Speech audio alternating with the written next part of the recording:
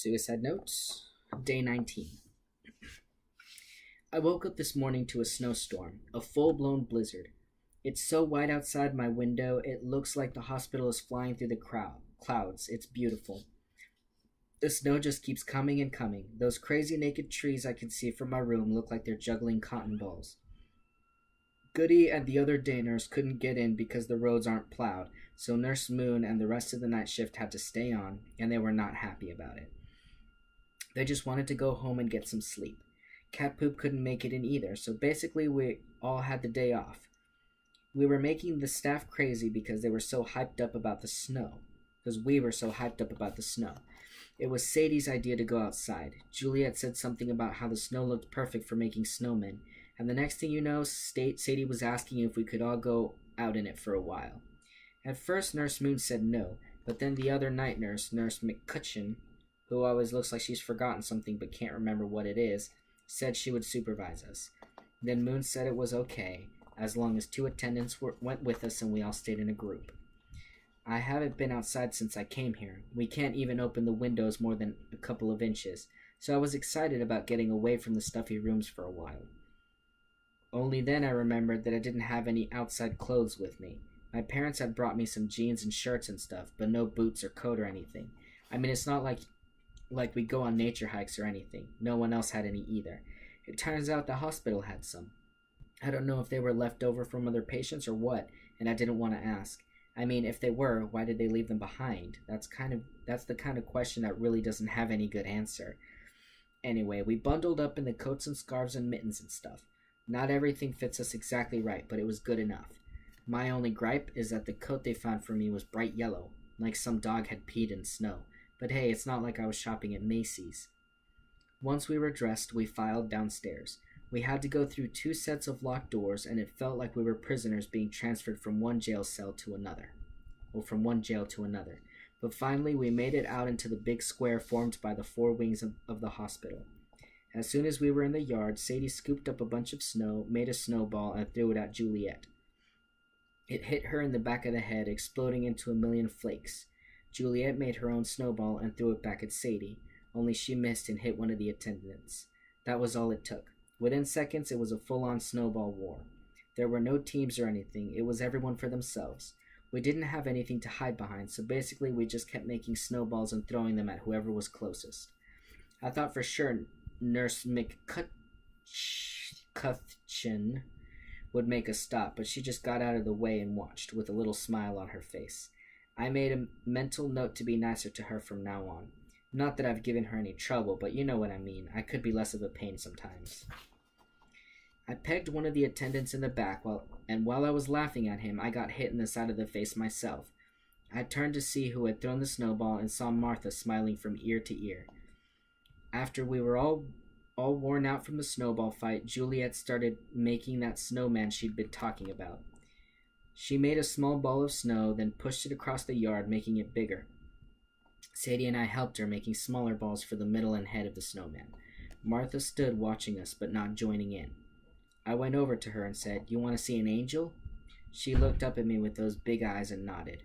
I walked over to a part of the yard we hadn't trampled on yet and lay on my back in the clean snow. I moved my arms and legs up and down in a jumping jack motion, then stood up, leaving an imprint. "See?" I told Martha. "It's a snow angel. Do you want to make one?" She nodded and threw herself into the snow. She kicked her arms and legs crazily, then got up. Her angel was a little lopsided, like it had fallen out of heaven or something, but it looked really cool. Martha laughed when she saw it. I think it was the first time I'd ever heard her laugh. It sounded like Christmas. "Let's make some more," I told Martha. We lay in the snow next to each other and made our angels. I was going to get up, but Martha took my hand and held it. She was wearing these red mittens they'd found for her, and I could feel her fingers gripping mine through my gloves.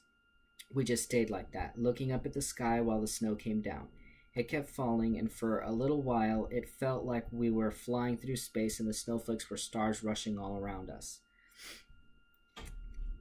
That made me think about the astronauts again, about how the air on Earth smells so bad to them. I took a deep breath and filled my chest with the cold air. It didn't stink. It smelled great for a change. Martha and I finally got up and helped the others finish the snowman. We'd brought a carrot for his nose, and Nurse McCutcheon had gotten us 2 cookies to use for his eyes. Juliet took off the purple scarf she'd found in the clothes closet and wrapped it around the snowman's neck. What are we going to name him? Sadie asked when he was done. How about Frosty? Juliet suggested. Too obvious, said Sadie. It should be something unique, like him. How about cat poop? I said. Sadie laughed, but Juliet looked confused. I don't get it, she said. Neither Sadie nor I enlightened her. Sadie's the only person I told about my special name for the doc, and I kind of like that it's our secret. What about Bone? Said Juliet. What about him? Sadie replied. The Snowman, Juliet said. Why don't we call him Bone, or Boney, like Frosty but different? Sadie raised one eyebrow. Boney the Snowman, she said. It's ironic. She looked at Juliet and fucked up. I like it. Juliet grinned. Sadie turned to me and Martha. Are we all in agreement? She asked. I nodded, and so did Martha. Then Boney it is, Sadie said. Welcome to the world, Boney. We stood around looking at Boney for a while. Then Juliet started humming. A few seconds later, she started singing to the tune of Frosty the Snowman.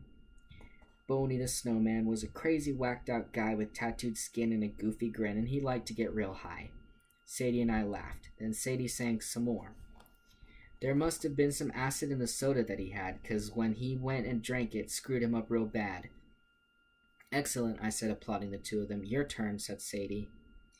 I thought hard, trying to remember another verse of the Frosty Song.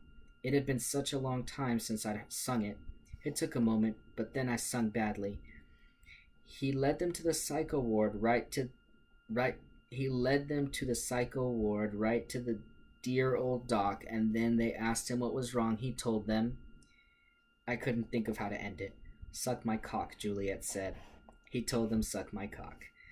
Sadie turned and high-fived her. It was exactly what Bone would have said. Then all of us threw ourselves into the snow, laughing so hard I was afraid Nurse McCutcheon would think we were having fits.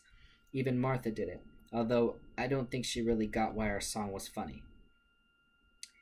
After that, we all went back inside, took off our snowy clothes, and sat in the lounge drinking hot chocolate, just like those goddamn perfect families you see in holiday commercials.